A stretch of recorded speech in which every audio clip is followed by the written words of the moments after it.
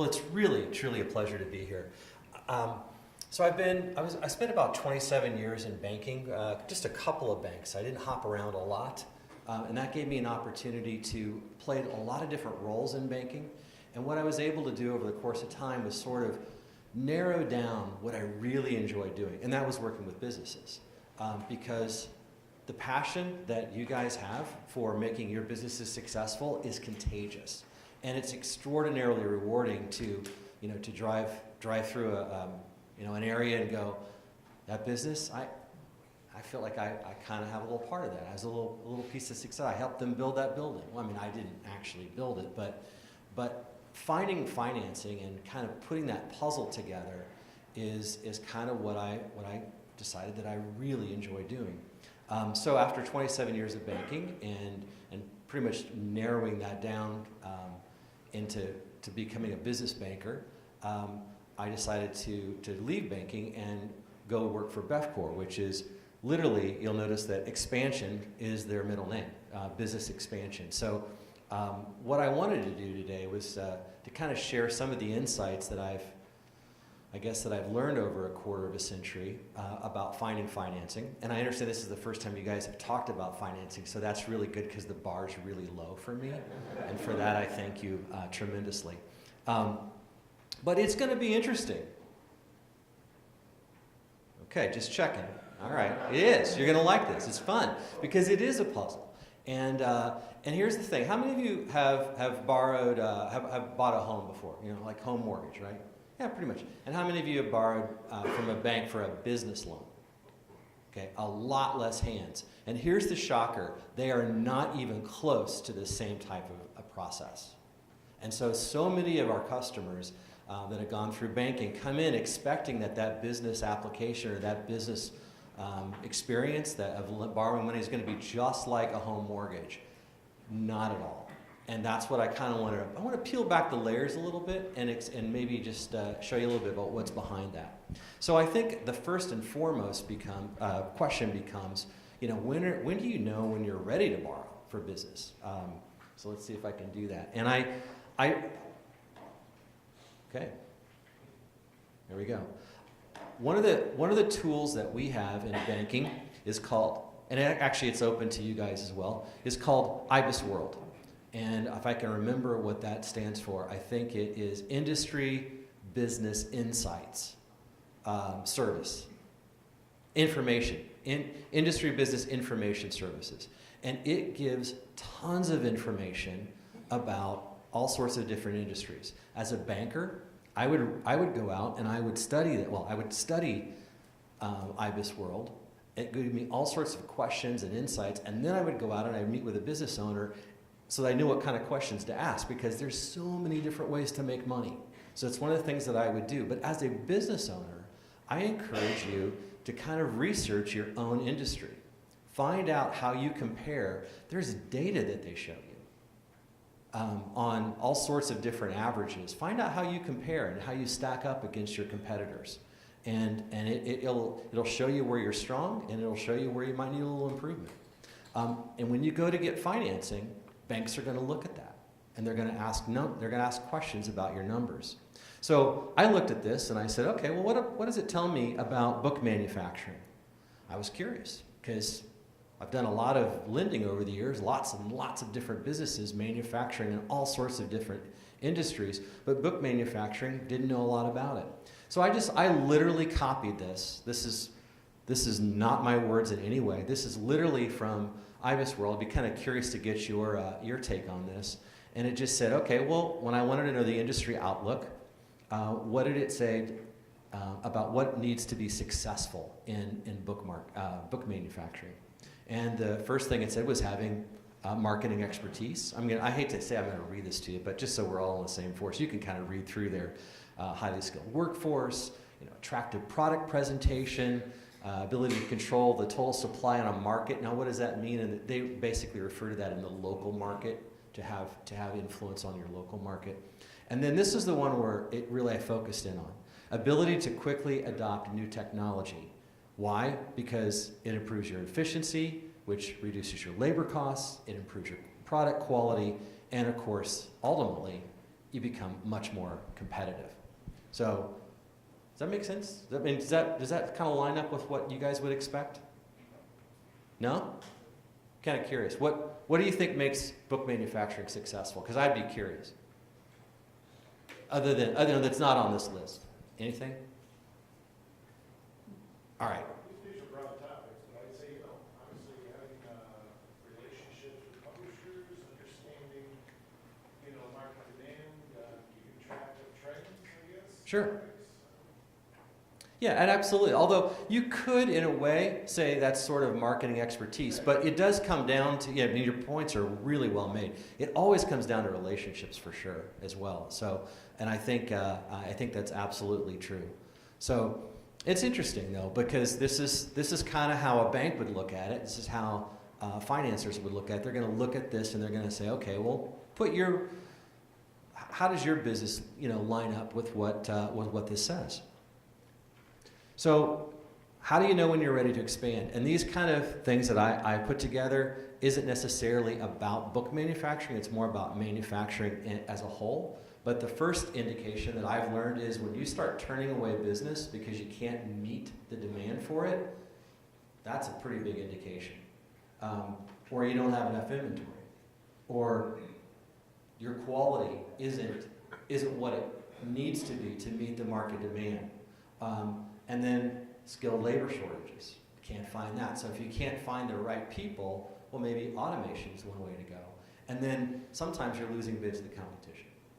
So again, if you're not able to meet their demands, then you may have to improve your technology. And so there's another element to this. This is where you start to do the analysis. All right, if I'm going to invest all this money into in new equipment and new technology, you need to start thinking about doing projections. And now projections is basically I'm going to take this money, I'm going to buy this equipment, and what is my production going to look like month to month? Really truly break it down. This is actually a pretty big project. This is not an easy thing to do, and I would recommend talking to, there's all sorts of experts around you. I'm not going to tell you who they are, but I absolutely would talk to a CPA among other things as well to try and put those together. We typically would look at, our bank would look at it, or any other kind of financing would typically want to see like a month to month the first year and at least 2 years out. And by the way, at the end of the day, projections are what? They're just your best guess. Okay? They're your best guess. A couple of insights on this, because I see some common mistakes when people put projections together. The first one is they are incredibly conservative. You're giving me the worst case scenario. Don't do that. Because you know what the banks are going to do? They're going to take that and they're going to sensitize it.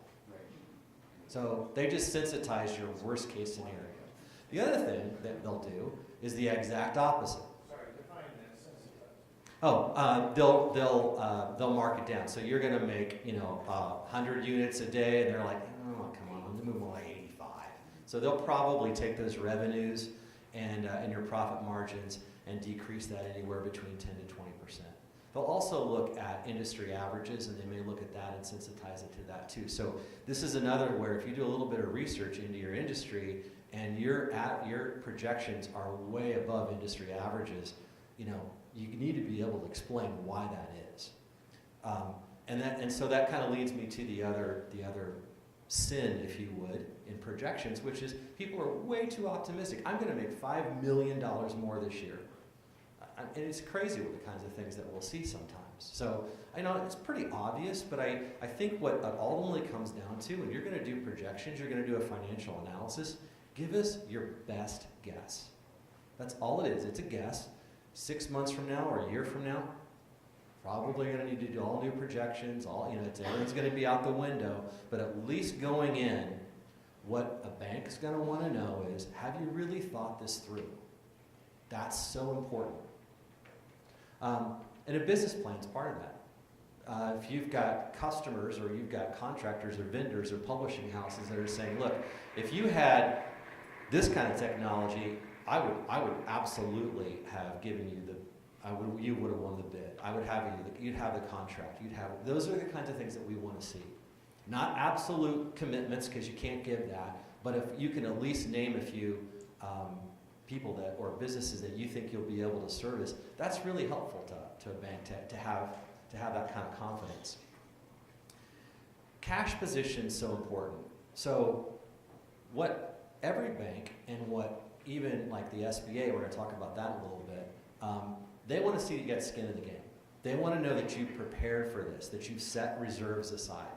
So if you're coming in and you've got a lot of debt and you don't have a lot of cash and you're thinking, well, if I get new equipment that's going to save me, it's going to be really hard to find financing. You need to kind of, just a little bit of advice, have some reserves set aside to prepare yourself to go out and borrow money, because you're going to have to put some kind of money down. And leverage. So what's leverage? Leverage is when you basically take the amount, I'll see if I can come up with a mathematical formula. See, I told you this is going to get exciting. We're going to do math. Huh? Okay, so leverage would be your net worth divided by your, the opposite of that. It's your debt divided by your net worth. So if you're borrowing, $1 million and your net worth is only $100,000, then you're leveraged 10 to 1. Did I get that right? Okay. So that's bad. So what would be a good number for leverage? 2 to 3 would be really good. Yeah, that would be really good. A lot of companies will go up to, depending upon the kind of financing, they might even go up to 5 or 6 times. But you kind of do those numbers. And there's other ways around that. You can also look at it as your total amount of money that you're borrowing, and you divide that by your, your EBITDA, if you know what that is. So it's like your net income. So there's a couple ways you can do that. You can calculate that leverage. But we look at those ratios, and it's important to understand those and to prepare yourself for that. So if you've got a lot of debt and you're going to go buy more, get more money, that's going to be a little bit tougher to do. Does that make sense? Yeah. I'm not telling you too much you probably didn't already know already. But, okay. So, kind of giving you a clue a little bit. What do banks need to underwrite a request? Oh, the 5 C's. This is capital, character, conditions, capacity, collateral, and then there's a secret 6th C, which I'll explain in a moment. I do your seats, right? See, I told you, this is fun. Financing's fun. Okay, so capital just means cash. Do you have the cash set aside? Can we see that in your account? Character, and that's where your credit score and your background, they're going to run, almost everyone's going to run some type of background check to make sure that you don't have a criminal history as well. All those kind of things fall into that. And so, especially when we get into SBA a little bit later, it's one of the things they're going to ask too is, have you ever been convicted? Do you ever have any kind of felony? And, well, no, I don't. What does that mean exactly? Well, it was expunged. Okay, so here's a little interesting secret. When they expunge your criminal, your time in court, they reverse your decision, that type of thing. So they've taken your record and they've expunged that from the courts. What they don't do is they don't expunge any type of probation that you've been on. So that's when they can look and go, well, you've been on probation, and you didn't tell us, you weren't truthful in your application. So yes, I know you were just the lookout for the person that was doing the drug bust. This is stuff I deal with all the time, truth. So, and I think this is something important. If you've got business partners, it's important to have that kind of conversation with them. Is there anything I need to know before we start going and looking to borrow money together? Because it could literally hold up, it could stop the process. And it doesn't have to. A lot of times they just need a good explanation, but my advice is just be extraordinarily truthful around that type of thing. And usually a good explanation, and if it's 20, 30 years ago, it's really not going to be much of an issue. If you're on probation now, that's probably going to be a deal stopper. but it does come up. I won't spend any more time on that. But if any of you have want any advice, let me know. Conditions. Well, what's happening in the industry? Wow, book manufacturing is going through a lot of changes. That's no surprise to you guys, right? So that's something that we kind of want to understand. And have it, the insights that you provide around that is going to be extraordinarily helpful to a bank. That you understand your own industry and the challenges and how you're overcoming that. And then capacity. It's your ability to repay the debt. And so there's a couple of ways. The primary source of repayment of debt is the most important thing. That is, do you have the revenues? Do you have the net income to be able to service that debt? So what we would typically look at is historically, that's the most important thing. We take that debt, we divide it by your revenues, and we'd say, okay, well, it's at least 1.25. That's pretty common, but I've seen 1.3 or 1.1. SBA says at least 1.15. You're like, but okay, I'm buying like this huge piece of equipment or this big line or this big change, and all the software that goes with it, and it's going to be a big acquisition. And so I don't have that kind of coverage now. But if I got the loan and I got the equipment, then I would. Okay, well, what's that? That's your projections that we just talked about. And so that's projection-based capacity. And, obviously it's a little riskier than having historical, but at least if we have really good assumptions and we understand where you're coming from, then we're going to feel a lot more comfortable around that. And then collateral, that's your secondary repayment source. So that's where the equipment itself usually becomes the collateral. And then the secret sixth C, what is that? It's confidence. It's telling the story. It's you put your projections together, that's great. But give me confidence. Explain this to me. Tell me the story.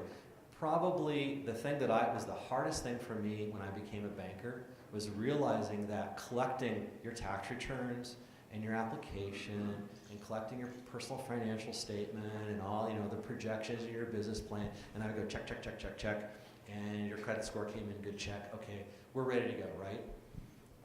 It wasn't an exercise in paperwork, and that was the hardest thing for me as a young banker to understand. And there's a lot of bankers that still don't understand that. The underwriters actually read through business plans. You tell me you got a lot of cash, okay, show me the statement. Like, it gives that confidence, and tell me the story, what's going on. Because, yes, all that financial analysis means, it's so important, but that story is just as equally important. Okay, I'm not going to go through each one of these, but look at that. I led right in to tell the story. So that's your business plan and your projections, and are you prepared financially, and you have a strong balance sheet. What that means is, obviously, your assets are greater than your liabilities. Personally financial, like what do your personal finances look like? Because banks are going to look at global cash flow just as well. They're going to look at you. That's part of your character. So one of the things that I often see, I should say often, but I do see from time to time that can be a real red flag, is distributions are taken out from the company. Like, okay, great, because now you didn't have to pay any corporate taxes, right? Because you took all your distributions out and your company lost money. And that's okay, because that worked out well. But then that business doesn't necessarily cash flow. So all that money went into your personal. All right, and we're still okay with that. We get that. That happens. But then where is that cash at? And if it's sitting someplace where we can point to it, then we're pretty comfortable with that. If on the other hand, you got lots and lots of toys and lots of debt, it's a lot harder to get comfortable because now we don't know what we're financing. Are we financing the equipment or are we financing a lifestyle? So, I don't know, does that make sense? Okay. And then as I mentioned before, potential contracts or letters of intent tell that story and give us confidence that, hey, all your projections are going to make sense because you've already kind of weighed this out. And then what's your history with the bank? It's important to go to a bank that you have a relationship with. I don't know that it's fair, but banks probably tend to feel more comfortable lending to their existing customers than they do to prospects. They just have it. They have a history with you, and that's kind of a good thing. But one of the things that they'll look at is, well, what's your overdraft situation? Because now they know the secrets, right? They know exactly how many overdrafts that you've had or haven't had. They'll know if you happen to have a line of credit and is it embedded or not. And what does embedded means? I mean, a line of credit's meant to revolve. You draw down, or you borrow against it, and then you draw down on your line or drop on your line, and then you pay it off, and then you use it. It revolves. But if it just is, if your $250,000 line of credit is sitting at $249,000 for 2 years or 3 years, it's really not a line of credit anymore. And so that's something that the banks are going to look at. Make sense? Okay, good. And then we're going to ask for all sorts of documentation. Personal financial statement, tax returns, your debt schedule, and then we've got all sorts of important ratios, as I mentioned before. Business cash flow, global cash flow, the leverage, kind of mentioned distributions, be careful of those. And then I think this is important. Banks love manufacturing. They really do. They would love to lend money to a manufacturer. So you are a preferred industry, and you should get competitive rates. Why is that? It's a really great question. I think it's because manufacturing is so important to this country for part of it. And, generally speaking, and I'm really winging this answer right now, but I've worked for a couple of different banks. I'm working for, like I say, and I work with several banks, and every one of them goes after manufacturers. They all want it. And I think it just has to do with how important it is, and the fact that there's so much service out there that manufacturing is just so important. I don't know how else to say. I keep saying the same thing over and over again, which is really my way of saying I don't know how to answer your question. But it's true. Just trust me. I'm honest, okay? Think about this. Like, you ever heard of the Truth in Savings Act? It literally was an act of Congress that made bankers be truthful. Like, that's what took it, an act of Congress to make that happen. And I take it seriously, so I'm being truthful with you. So you should expect competitive rates, and you should expect a competitive type of structure. And so my encouragement is shop around a little bit. It doesn't hurt to look for a couple different banks, but absolutely work with your own and let them know you're shopping, because if they know it's competitive, they're going to try and go for the best rate that they can. They want that business. I said, seek to align the useful life with the term of the loan. So one of the things that you would want to do is, if you're going to have invest in technology and printing, so let me just ask, a printing press or the type of, what are you guys using, digital now? Is that the new thing? Yeah, okay, I'm kind of winging that. But how long would you expect that equipment to last? 10 years, 20 years? 5 years? 10? 10? Okay, good. So your useful life's 10. So therefore, you would want to have a term loan, meaning that it's principal and interest, that's at least 10 years long. So some banks are going to say, well, we're only going to go out 5 years or 7 years. The longer you go, as long as it's not longer than the life of the equipment itself, well, that term, that amortization, provides a lower monthly debt service because your payments are less. And that's going to be over the life of your loan. The loan's going to be in your books for the full 10 years. So there's a little bit of a trade-off there, but typically it's going to help your cash flow. And that's going to be so important when you're first kind of getting going. You guys can ask questions at any time, by the way. So if you're I encourage you to continue to do so. And then, watch for prepayment penalties. What if you want to prepay it down? Check into that. They are not all the same. They are not all the same. And one of the benefits that I happen to like about SBA lending, and there's a couple of different programs where they're very small or they are not at all. Be careful of variable rates. If you're going to go term, you're going to have a loan for 10 years, and this is probably going to fall mostly into like 7A lending, and I'll explain the difference between that in a moment. Some of these rates are going to be variable, meaning that it's prime plus, and it changes as prime changes. And that is really, truly one of the things that kind of just absolutely killed the housing market for us, is that people were tied to a variable rate mortgage. And so as that prime rate soared up higher and higher, so did their payments, and they didn't have payment certainty. That's so important for you to be able to plan your budgets on.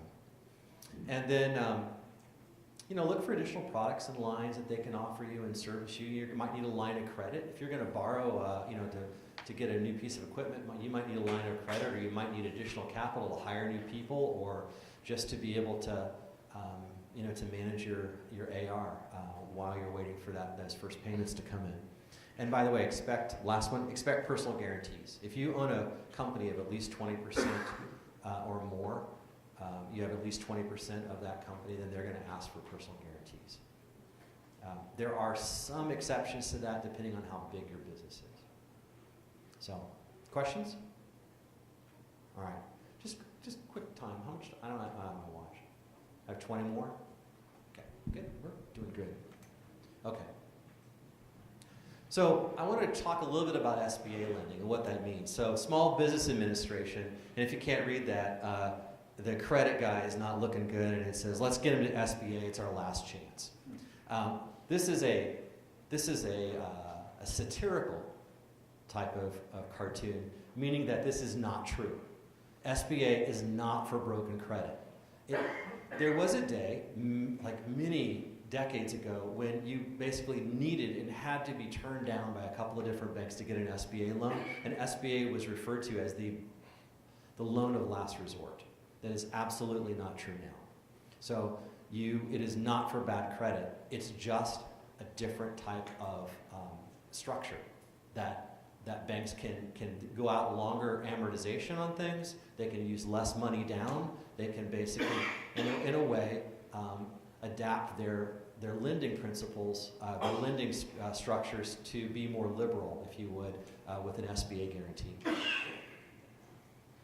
So this is what I'm doing right now. I pretty much, full disclosure, all I do is the 504 program. There are two main programs with 7A or SBA lending. 7A and 504. And those don't mean anything other than, and there's no quiz later, so don't worry about that.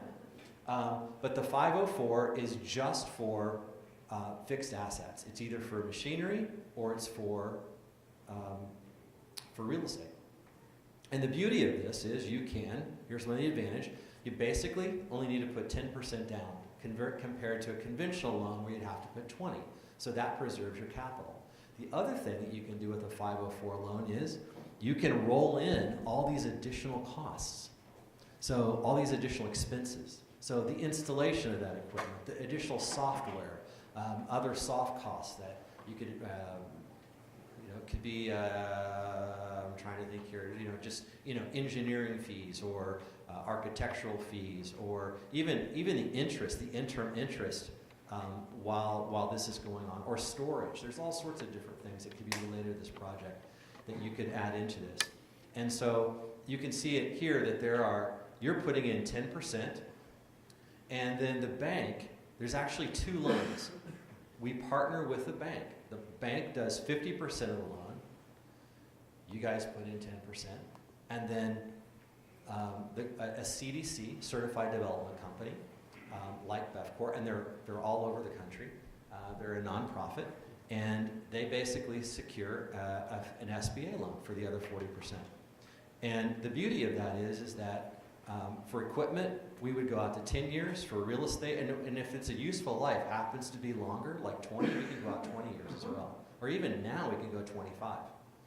Again, and I'll give an example later of one where we've done that. So that's kind of, it's pretty simple, it's just a pie. See how it works? The difference is, and this is where I think it's so important to kind of understand a little bit of your options here. The difference is when you look at just conventional financing, you typically have to put in at least 20% because they want an 80% loan to value. And then all the expenses that you have are going to be on your own. So if you had $1 million piece of equipment, I chose that because the math's easy. But math is much harder when you're on stage. I don't know if you knew that or not. It's a lot harder. So you'd have, if you have whatever, 80%, you'd have to put in, 20%, you'd have to put in $200,000, plus you'd have to pay for all the additional expenses that go with that. So it's $200,000 plus to do something conventionally. With the 504, you'd only have to put in 10%, but it's 10% of the whole project. So it really, truly preserves your cash, which is great, because then you can use that for other stuff. And then a 7A pretty much does the same thing. I said 10 to 15 because typically if they don't have at least 85%, there's a good, and this is mostly true with real estate, not necessarily with equipment, but the 7A program may require you to pledge your home. They may need additional collateral, and if they don't have 85%. So if they're going up to 90, you're only putting in 10%, like I say, that might be an issue. Also on 7A, so we'll stop there and I'll go back. Additional expenses, again, yes, you can roll those into the SBA, but not necessarily into conventional. Prepayment penalty, it varies wildly. I think probably the best is on a 7A, if on a prepayment penalty, if it's under 15 years, they don't have one, which is great. They don't allow it at all. And if it's over that, it's only for 3 years. It's like 5-3-1. 5%, 3%, 1% goes away. The 504, it's for basically about half the term, and it's a few percentage points, and it goes away a little bit each year. So it's not dramatic at all. And then, I think the other thing too that you have to be careful about is if they do a balloon payment, which sometimes happens. So that's possible on a conventional loan where you'd have to refinance the whole thing, and then there's more expenses and more costs with that. And so anytime there's a bank loan involved, a lot of times they may have a balloon note.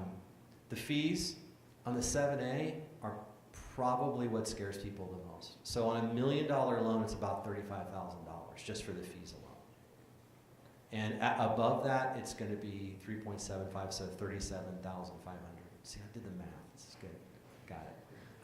About half of that or less for the 504, and then probably a minimal on a conventional loan. And then this is something to watch out for: fixed rates. Again, I talked about this already. Just watch out for this variable rates if they're going to do a 7A loan. And I already talked about collateral. Questions on this slide? This is so important. Compare your solutions. You've got options out there. If they're not offering you some type of an SBA option, I would absolutely ask about it.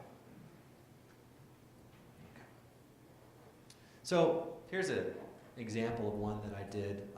This is for a tortilla manufacturer. Is $1.7 million just to make tortillas. And when I made the presentation, I like to give all the options. I really truly do. I usually had a favorite at the time, but it really came down to what met their needs the most and what they feel comfortable with.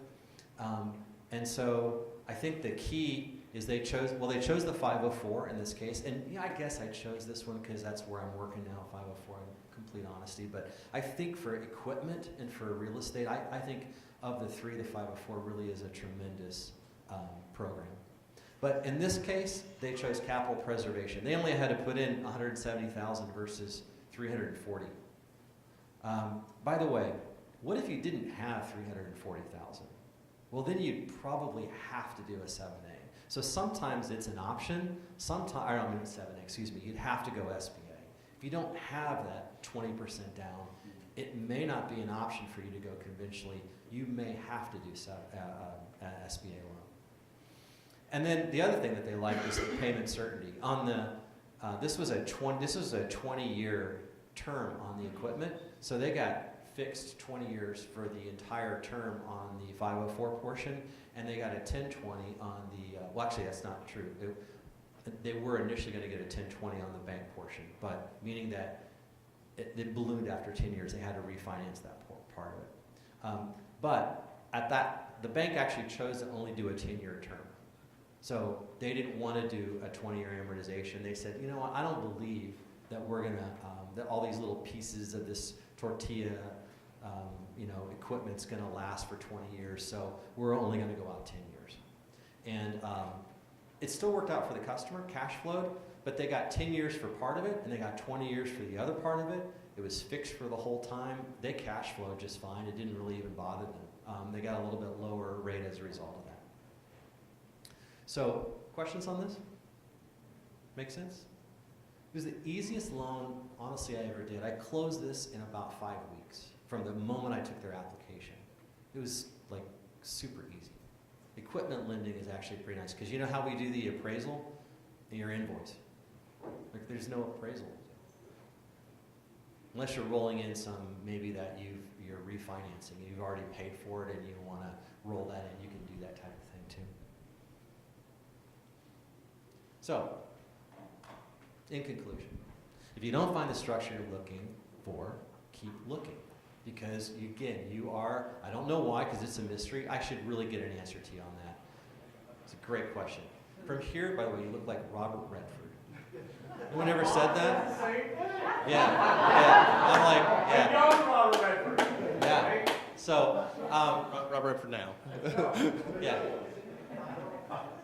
Well, I think part of it is the collateral for sure. It's an asset, it's an asset, and collateral's huge, but mostly we want to know that that's a secondary repayment source.